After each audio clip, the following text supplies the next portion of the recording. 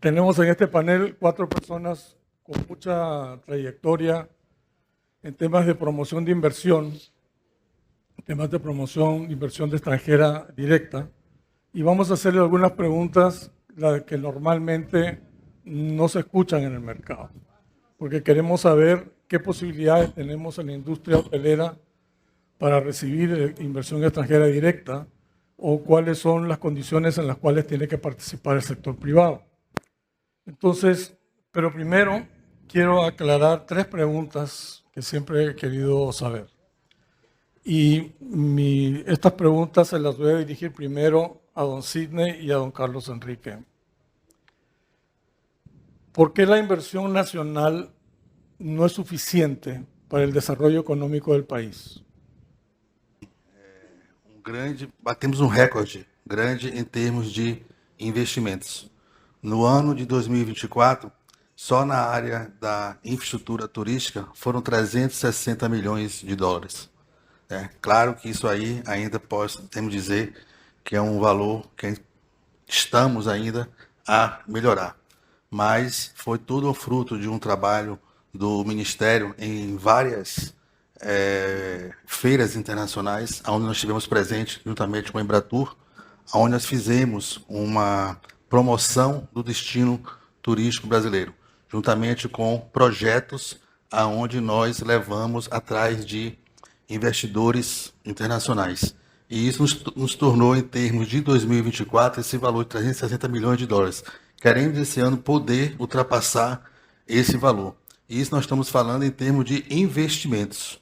Em termos de gasto de turistas internacionais no Brasil, no ano passado nós tivemos 8 milhões de dólares gasto de turistas no Brasil. Foi um recorde no Brasil em termos de gasto de turistas estrangeiros. Una pregunta para Sidney. Yo les dije que las preguntas más difíciles iban a ser para los 2 economistas, pero también me interesa saber qué nivel de inversión extranjera directa es necesario que haya en un país para que realmente dinamice la economía. Bien, yo creo que este número solo no significa mucho.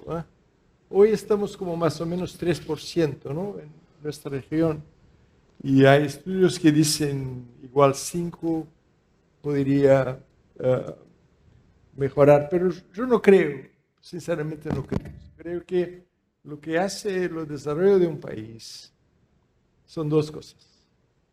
Lo primero son las políticas públicas, las políticas que llevan un país a crecer su tasa de poupanza, ¿no?, que hace la gente mejorar su educación. Segundo, son la calidad de los emprendedores. Un país tiene que desarrollar sus propios emprendedores que hacen la máquina girar, ¿no? Creo que así se crea la riqueza, ¿no? La creación de riqueza se hace por esos 2 movimientos. Entonces, la inversión extranjera es una consecuencia. Porque si un país tiene buenos emprendedores, el capital extranjero viene rápido, porque quiere ganar, ¿no? Entonces, si las políticas públicas son amigables al capital extranjero, el capital extranjero viene. Pero si la política pública es negativa, es recesionista, es querer todo para sí, no viene, ¿no? Entonces, creo que son esos 2 temas que definen esta cuestión. En Perú y en Ecuador, aquí tenemos los representantes, ustedes tienen una división clara entre promoción de inversión extranjera para infraestructura y inversión extranjera para servicios y desarrollo turístico o infraestructura turística, tanto en oficinas, personal, programas. Ecuador. En el caso de Ecuador, creo yo que no debe ser muy diferente al de Perú, pero para todo lo que se refiere a infraestructura, por ejemplo, portuaria, infraestructura aeroportuaria, infraestructura vial, se maneja bajo una secretaría. Esto tiene diferentes modelos de delegación bajo un régimen de alianzas público-privadas, bajo régimen de concesiones. Un modelo totalmente diferente a lo que sería una alianza para generar inversión en el sector hotelero, por ejemplo. Para el sector hotelero, nosotros como funcionarios públicos debemos estar muy claros. El gobierno tiene que generar oportunidades, no únicamente recibir requerimientos. Como bien lo decían, si es que nosotros desde la parte pública no generamos un proceso que sea amigable para que invierta el sector privado, pues no lo vamos a poder lograr. Si nos metemos bajo este esquema que tú mencionas, Raúl, que es una delegación o una alianza público-privada para las infraestructuras, es un proceso mucho más complejo. En el caso de Ecuador, para todo lo que se refiere a servicios, las alianzas son muchísimo más ágiles y esto obviamente acompañado de incentivos y beneficios. Y en el caso de Perú, a ver, también tenemos una separación entre lo que es la promoción de la inversión en proyectos de infraestructura y servicios públicos, va con Proinversión, que es una agencia que tiene ya unos 23 años de existencia, adscrita esta agencia de promoción al Ministerio de Economía y Finanzas. De esa forma es como se controlan también todos los procesos de licitaciones, de proyectos bajo mecanismos de inversión, por ejemplo, APP, bajo proyectos en activos, bajo obras por impuesto. De otro lado, nosotros, PROMPERÚ, estamos adscritos al Ministerio de Comercio Exterior y Turismo y nuestra principal función es promover las exportaciones, por un lado, la atracción de turismo, por supuesto, y la promoción de inversiones empresariales, donde entra la atracción de inversión extranjera directa y turismo, precisamente, en particular la parte de inversiones hoteleras. Es el principal foco dentro de lo que es el sector turismo, ¿no? Y voy un poquito más allá con la respuesta. Es a veces desafiante de por sí dentro del país hacer ese trabajo de que los gobiernos nacionales o gobiernos subnacionales y gobiernos locales entiendan un poco cómo funcionan cómo funcionamos dentro de Perú, estas dos agencias. Cuando hablamos de inversión extranjera directa, siempre lo primero que se nos viene a la mente es inversión de capital de Estados Unidos, de Europa, ahora de China. Pero yo me hago la pregunta, ¿verdad? Aquí en América Latina no tenemos guerras como tienen en Europa todo el tiempo. No tenemos terroristas como tienen en diferentes países del Medio Oriente. No tenemos luchas étnicas ni luchas religiosas. Tenemos el Atlántico, tenemos el Pacífico. ¿Qué le falta a América Latina para convertirse en un imán de inversión extranjera más fuerte? ¿Los problemas son políticos o de estabilidad? Le pregunto al señor ministro. Não, hoje nós podemos dizer que o Brasil ele já está num patamar bem melhor em termos de turismo no mundo, né? Hoje nós já somos vistos como um destino hoje, um destino barato, um destino seguro, um destino onde temos uma diversidade de atrações, de visitas. Temos a Amazônia, temos o nosso litoral nordestino, temos o Pantanal, temos as Chapadas, temos o Rio de Janeiro, São Paulo com o turismo de negócio, temos as nossas serras gaúchas, ou seja, nós temos hoje uma gama enorme em termos de opções de turismo e estamos fazendo essa promoção no exterior.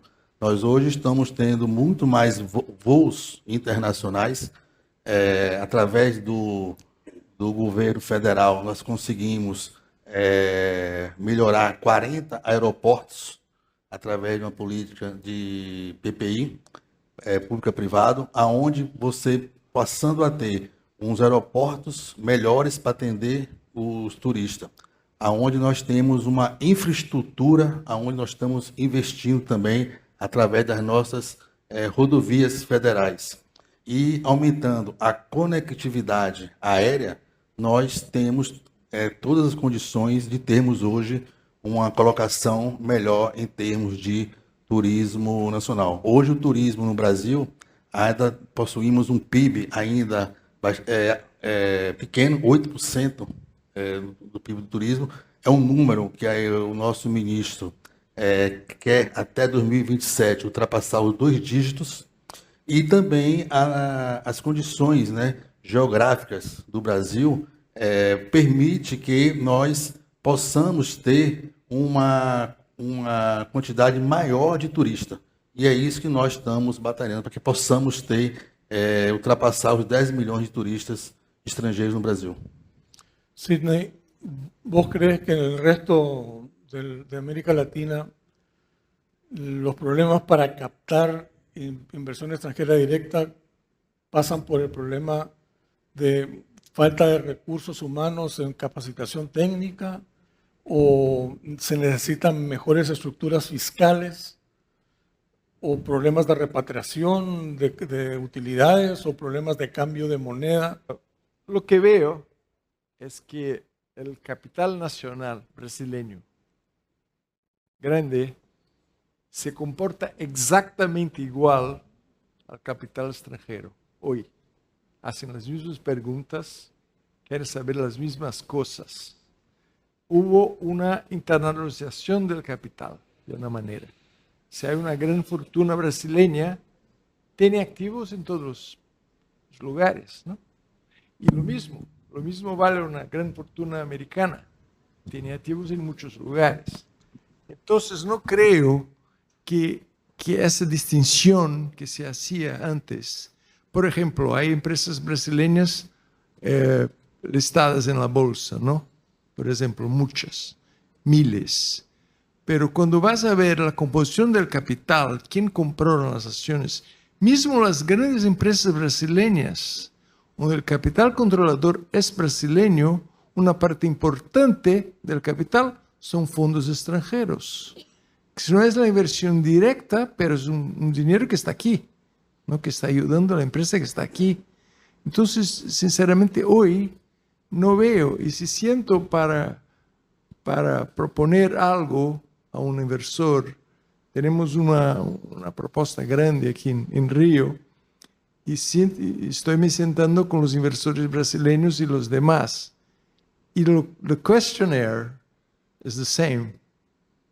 Son exactamente las mismas. Estabilidad, cambio, ¿no? Las leyes, las reglas. La repatriación en Brasil es muy fácil, hay reglas muy claras.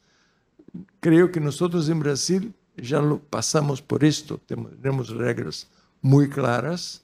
El cambio, la fluctuación está también bastante clara. Entonces no creo que esos son problemas que tenemos hoy, ¿no? El problema de mano de obra tampoco creo. Tenemos mano de obra cualificada a tope, ¿no? Entonces, creo que es más en aquel momento el capital mira a todo el mundo, ¿no? Y hay momentos que está mejor aquí o allí, ¿eh? Y para esto tenemos que nos posicionar siempre para quedar lo mejor. Jessica, en Ecuador, ¿qué recomendación le dan al sector privado para que participe en una mejor promoción de inversión extranjera? En el caso desde el sector público hacia el sector privado, consideramos primero entender la realidad del privado. Nosotros desde el Ministerio de Turismo tuvimos que realizar un proceso muy amplio a través de varias consultorías para poder entender qué es lo que busca el privado y cómo poder ayudarlo para poder promocionar mejor. Hemos hecho varias campañas en el ámbito netamente de las inversiones.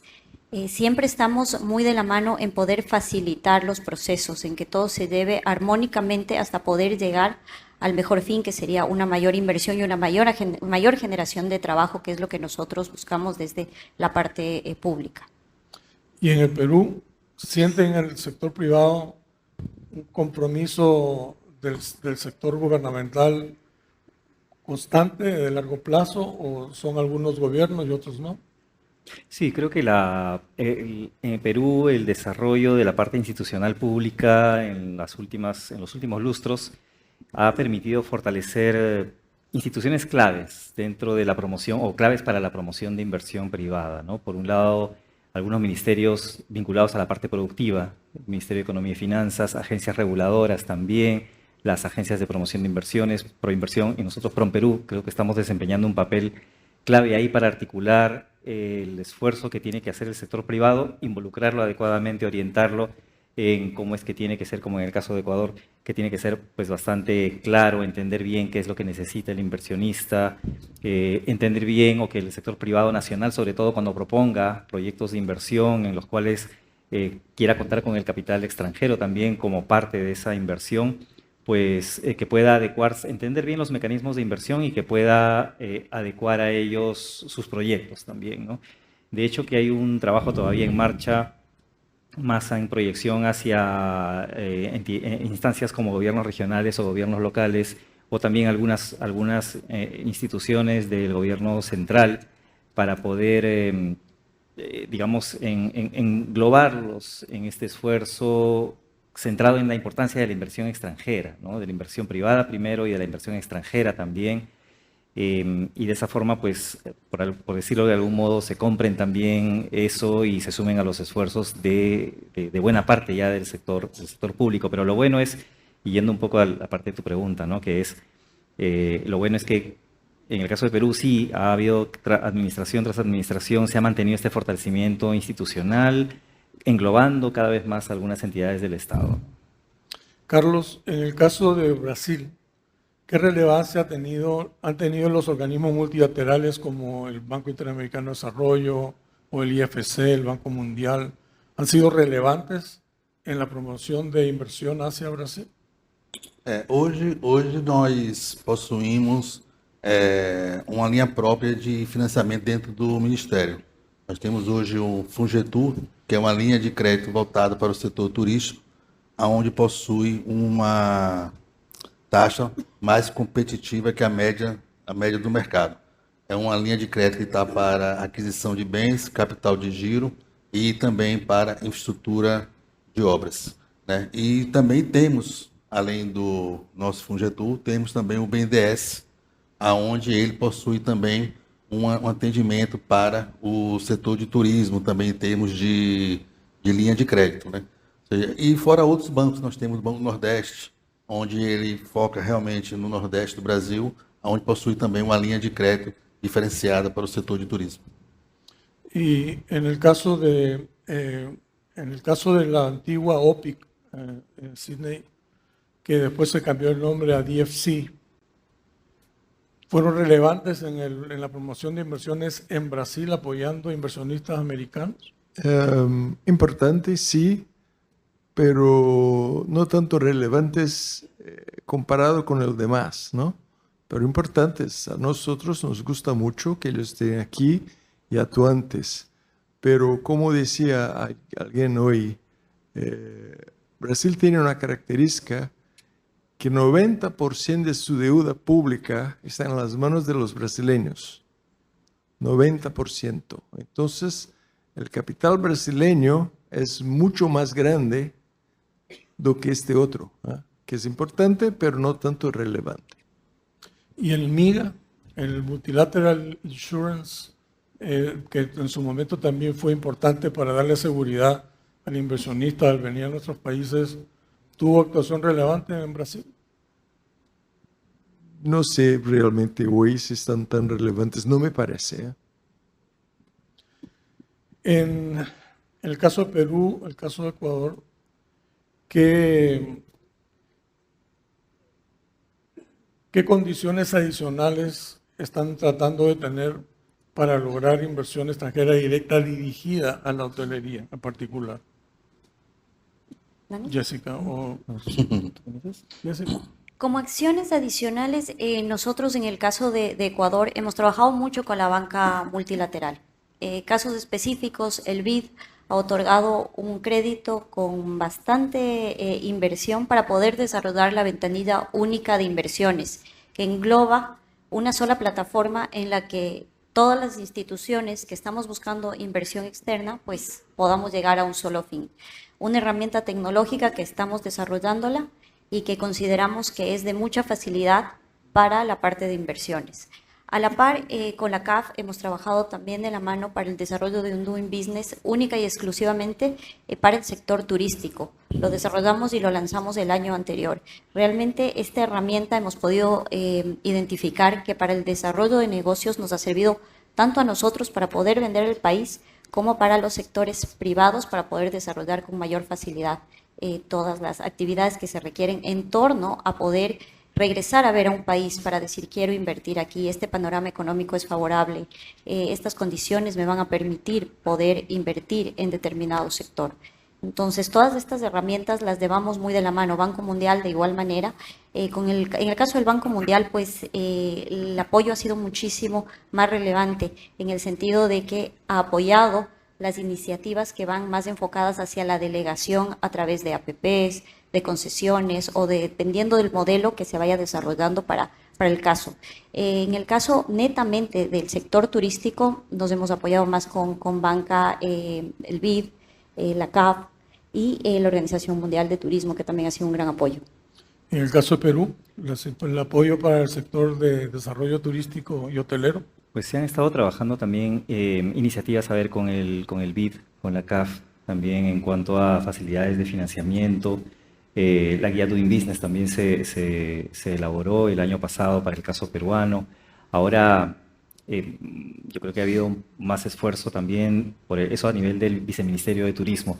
Por el lado más de promoción, lo que hemos estado trabajando ha sido en elaborar algunas actividades un poco más focalizadas a lo que es el interés, detectar, identificar el interés de potenciales inversionistas en el rubro de hotelería y poder organizar misiones, digamos, para llevarlos a Perú.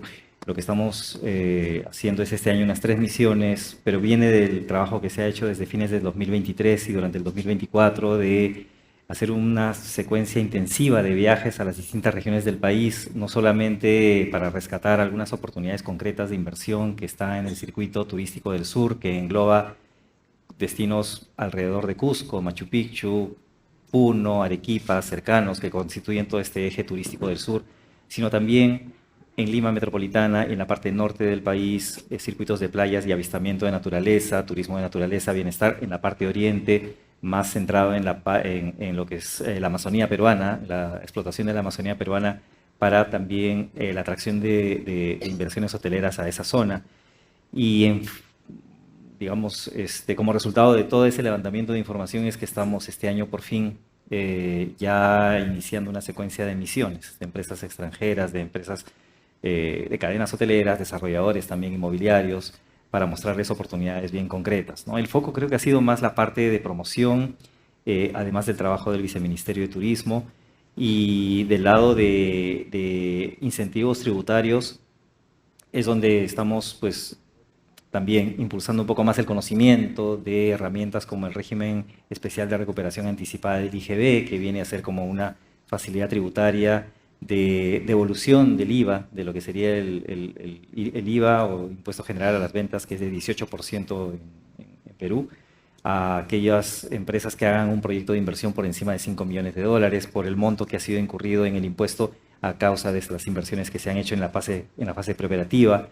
Se ha estado enfatizando también la existencia o la posibilidad de que empresas puedan aplicar a convenios de estabilidad jurídica ya para fijar una tasa de impuesto a la renta para los siguientes 5 o 10 años, dependiendo del monto de la inversión. Devolución de impuesto general a las ventas también, el que mencionaba de 18% a los turistas extranjeros, o no residentes, mejor dicho, no residentes en Perú, que por los gastos incurridos en alojamiento y en alimentación tiene que estar claro en los alojamientos donde están hospedados. Entonces, ha habido también el trabajo de promoción centrado mucho en mostrar más cuáles son esas facilidades e incentivos tributarios que se tienen. Sidney, no sé si vos me podés aclarar una interrogante que yo tengo.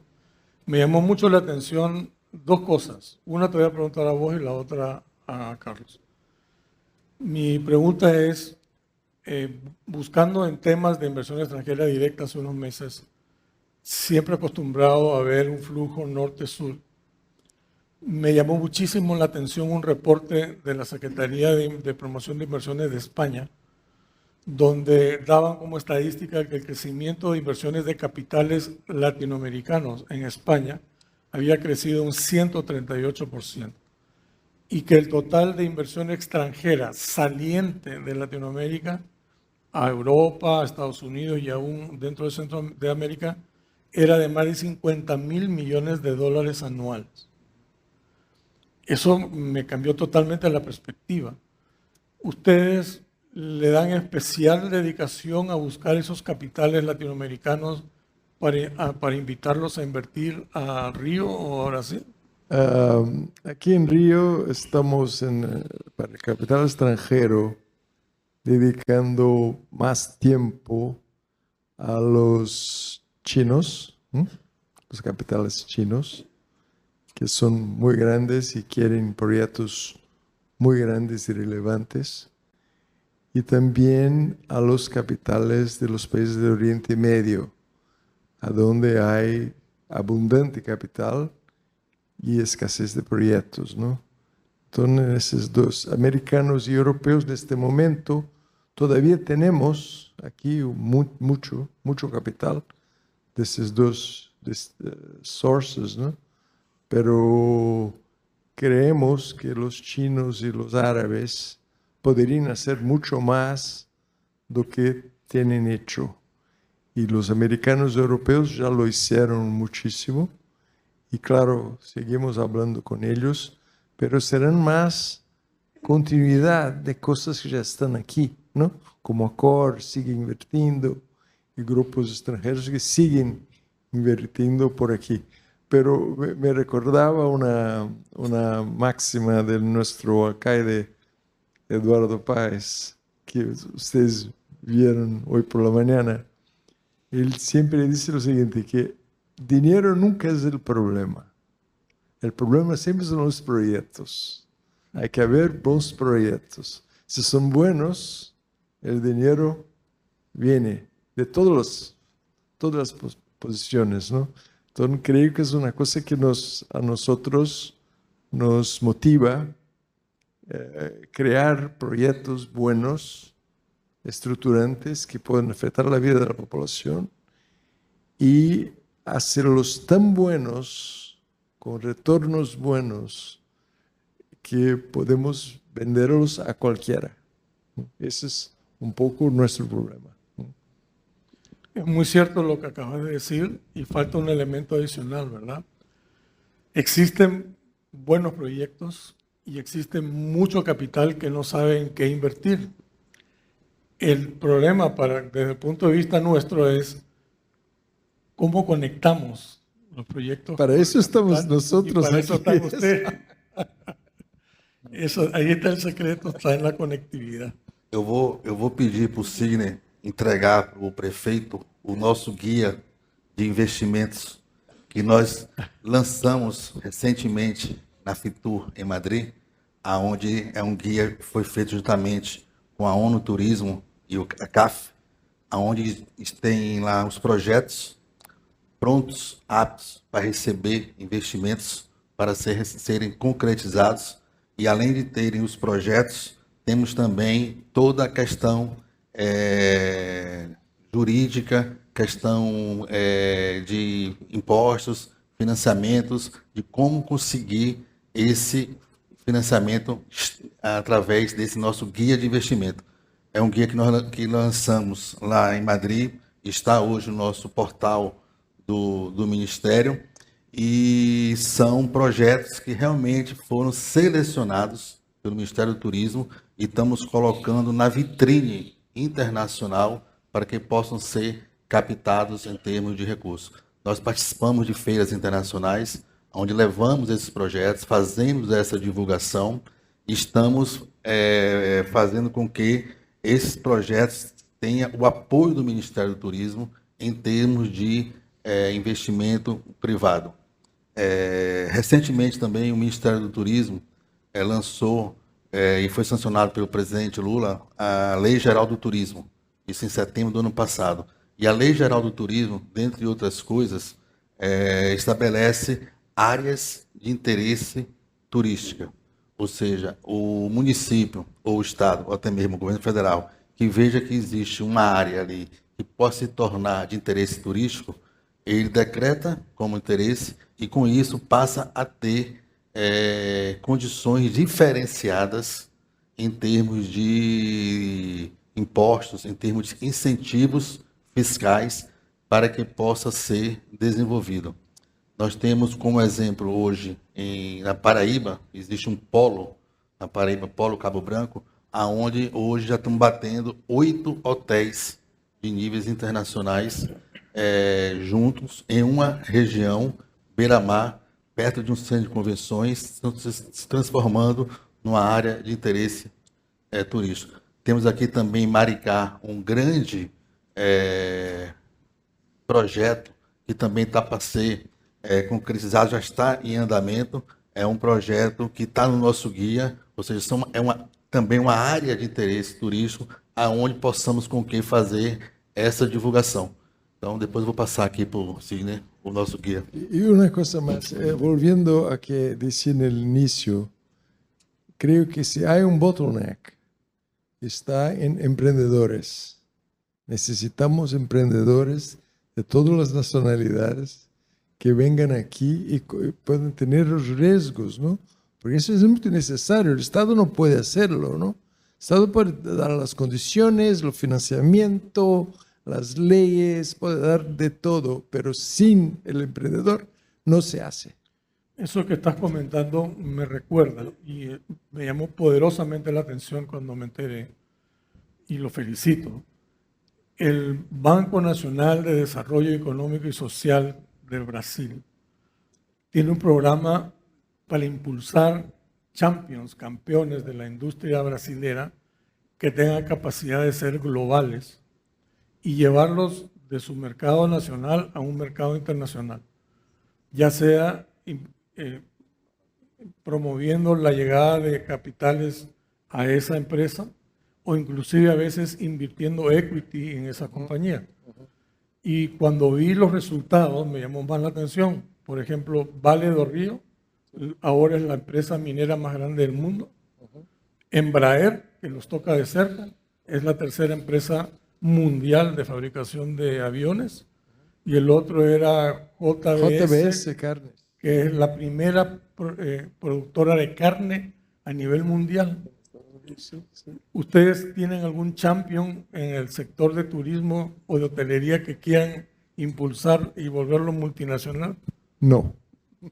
Não é que nós temos. Todavía no. Todavía. Nós fazemos, pelo Ministério, essa interlocução, né? Ou seja, nós recebemos essa demanda através desses projetos que nós temos e fazemos essa interlocução com os bancos.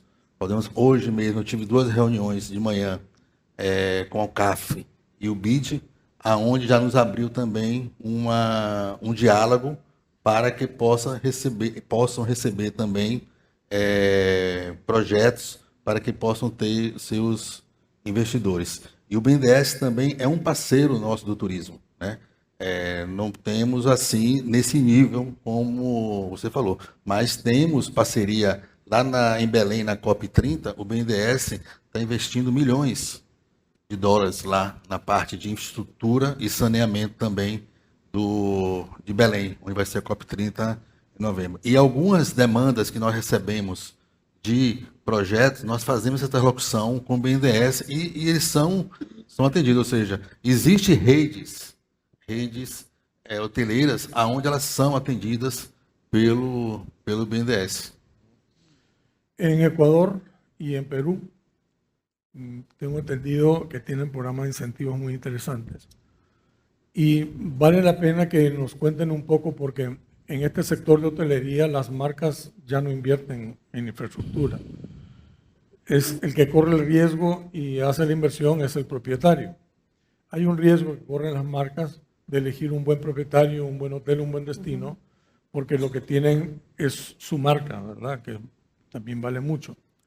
¿Hay algún programa que ustedes tengan para promover que el capital se invierta en infraestructura turística? En el caso de Ecuador, lo hemos visto como un conglomerado, independientemente de si los capitales vienen del propio dueño o el dueño tiene que recurrir a otros capitales. Más bien lo hemos visto como un programa que esté enfocado en brindar la facilidad y que permita obtener una liquidez de inicio del proyecto para que sea un proyecto que sea sostenible en el tiempo. El principal incentivo con el cual al momento contamos es una exoneración del impuesto a la renta. En Ecuador se cobra el 25% por impuesto a la renta de las utilidades que genera cualquier empresa. Nosotros lo que estamos proponiendo es una exoneración total de este impuesto a la renta por 7 años para inversiones por más de $100,000.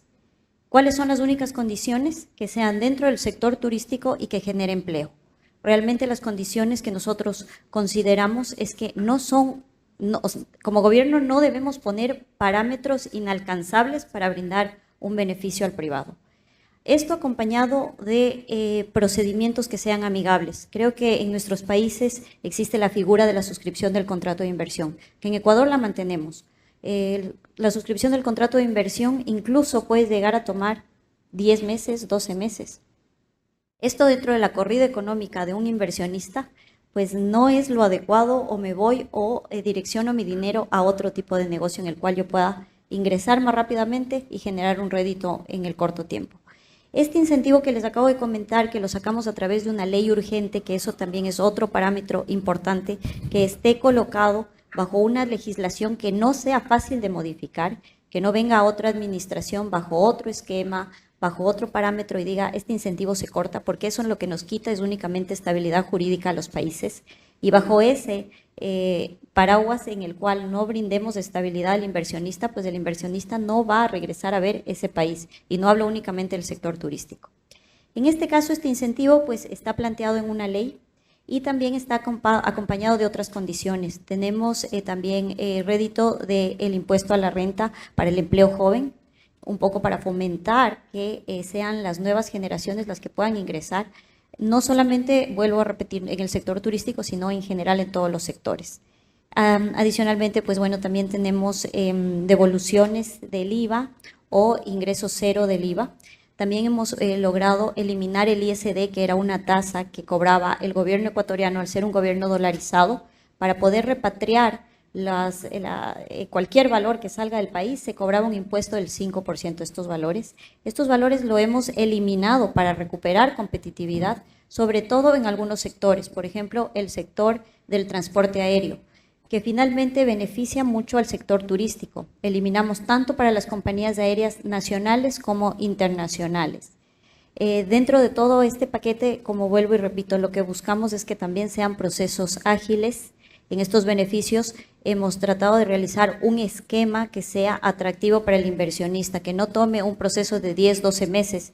El caso de este nuevo incentivo que lo hemos lanzado sale directamente desde el Ministerio de Turismo, no tienen que ir al Ministerio de Finanzas o Ministerio de Hacienda como se conoce en otros países, sino únicamente el Ministerio de Turismo realiza todo el análisis del proyecto que esté enfocado bajo estos parámetros que les digo, que sea en el sector turístico, que genere empleo, que sea superior a $100,000, y con eso se le otorga el incentivo y nosotros mismos como gobierno le informamos al SRI. De tal manera, el SRI es el Servicio de Rentas Internas, de tal manera que cuando el inversionista ya ponga en marcha su proyecto y pueda ya generar el hecho generador, que es la facturación, por ejemplo, por las habitaciones, inmediatamente se hace acreedor al 0% de este impuesto a la renta.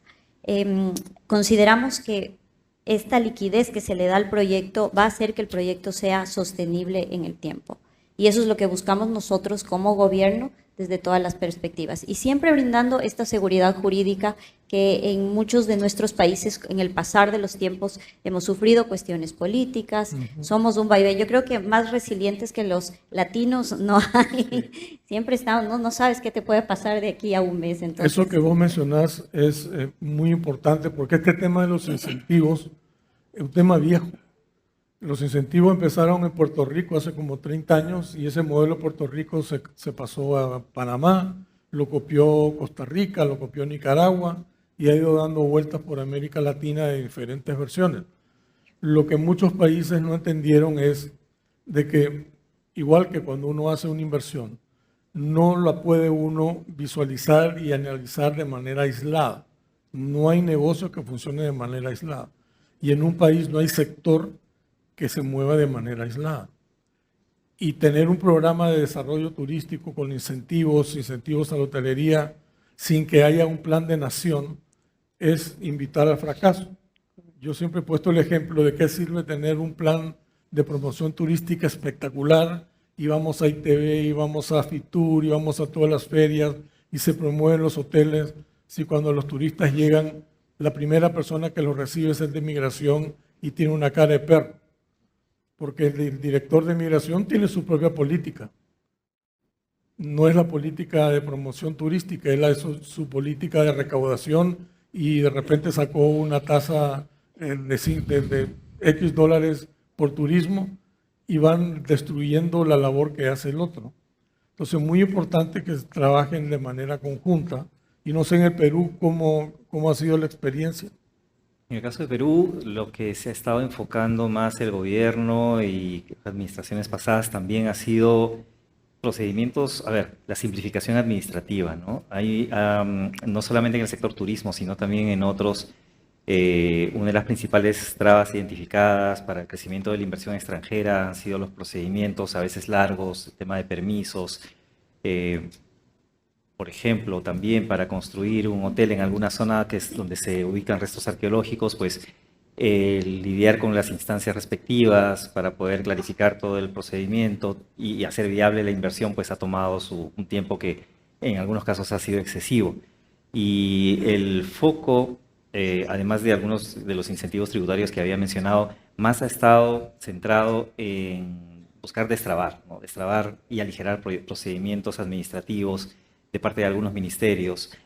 Por un lado eso, más pensando en la parte de procedimientos que están bajo el ámbito de competencia del gobierno, de instancias del gobierno central, pero de otro lado también mejorar la coordinación y sincronización de esos mismos procedimientos a diferentes o entre diferentes niveles de gobierno, desde la parte de gobierno nacional, pasando por gobiernos regionales y luego por los gobiernos locales, buscar la uniformización u homogeneización de esos procedimientos también para que si para una construcción, para un proyecto, en el caso hotelero, en la Amazonía o en la región altoandina, un gobierno regional si ya pide un permiso especial o hay un procedimiento, pues que no se repita ese mismo requerimiento a nivel de gobierno local, de la alcaldía, de la municipalidad de la zona.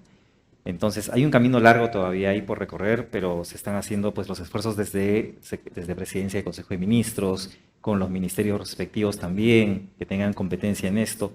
Creo que ahí es donde más se está centrando los esfuerzos del gobierno actualmente, reconociendo también que, si bien como dices, pues muchos países de América Latina competimos en términos de los incentivos tributarios, pero pues estamos tratando de también hacer una diferenciación por el lado de avanzar en esos procedimientos, que haga más fácil, más amigable la inversión extranjera principalmente, ¿no? Vamos por ahí, por esa Bueno, por esa nos vía. quedan solamente 2 minutos y les quiero hacer una pregunta final y un comentario anecdótico. Nosotros participamos todos los años en varias conferencias en Estados Unidos y en Estados Unidos siempre de cajón, al finalizar un panel, ustedes saben cómo son los gringos, pues, ¿verdad? Prácticos, pragmáticos. La pregunta es, si usted tuviera $100 millones, ¿en qué los invertiría? Pues no lo quiero poner en ese problema, ¿verdad? Pero sí, ¿cuál es su visión de las perspectivas para los próximos 5 años? Empezamos en el orden. Sidney. Eu, se eu tivesse Ô, Carlos. 100 milhões de dólares, eu investiria no turismo no Brasil. É um setor que está crescendo, é um setor onde nós estamos fazendo toda a divulgação em termos de qualidade dos projetos que temos hoje para que possam ser investidos. O nosso país é um país muito bonito em todas as suas regiões, é um país que nós não temos guerra, não temos furacão, não temos terremoto, temos uma segurança jurídica, temos um câmbio que hoje está estável, ou seja, e temos todo um mercado apto para que possa ser explorado mais, no bom sentido, o turismo. Hoje, para você ter uma ideia, o mercado interno de aviação, nós somos o 4º no mundo. O Brasil é o 4º lugar no mundo em termos de viagens domésticas de avião, ou seja, é um setor que está realmente acordando para a parte de turismo no Brasil. Sidney. Yo tengo que concordar con él, 100%. Ya está. Só não tenho 100 milhões, né? Bueno, la opinión de Jessica. Bueno, cada uno está vendiendo para su lado, este es el momento. Sin duda, invertiría en Ecuador en el turismo. Un país mega diverso, más del 20% de su territorio tiene zonas naturales protegidas, un centro histórico maravilloso, gastronomía, y creo que la calidez que se refleja en cada uno de nuestros países latinos, la calidez del latino es impactante. Cuando un extranjero visita nuestras tierras, sabe cómo en Ecuador hay una frase, ¿sabe cómo se le sirve? Con mucho cariño, con mucha hospitalidad y sobre todo invertiría donde sea más fácil invertir, donde sepa que mi dinero va a regresar en el menor tiempo posible. Lo que hablaba Daniel, las facilidades que se brinda al inversionista es donde se debe invertir y nosotros como funcionarios públicos debemos tener claro ese objetivo, brindar oportunidades y no solo receptar requerimientos. Daniel, tu oportunidad, sos el último. Pues en el caso de Perú, yo exhortaría que presten atención a todo este programa de inversiones que se están desarrollando en los últimos años, ¿no? Desde hace, bueno, los últimos 2 años, tanto del sector privado como del sector público. Hay muchas inversiones muy potentes que se han dado del lado del sector privado en los últimos 2 años. La culminación del megapuerto de Chancay, solamente a 80 kilómetros al norte de Lima. La expansión, modernización del mismo puerto del Callao, el principal puerto actualmente de Perú. El aeropuerto internacional Jorge Chávez, la principal puerta de entrada de Perú, está ya culminando su proceso de expansión. El nuevo terminal va a tener 3 veces la capacidad de flujo de pasajeros que tiene el actual terminal. Entonces, y eso está trayendo mucho interés por inversiones en parques industriales, en inmobiliario también. Y ahí hay muchas empresas que ya nos han visitado para establecer sus operaciones en distintos campos como agroindustria, distintas líneas de manufactura, energías renovables, servicios empresariales, logística también.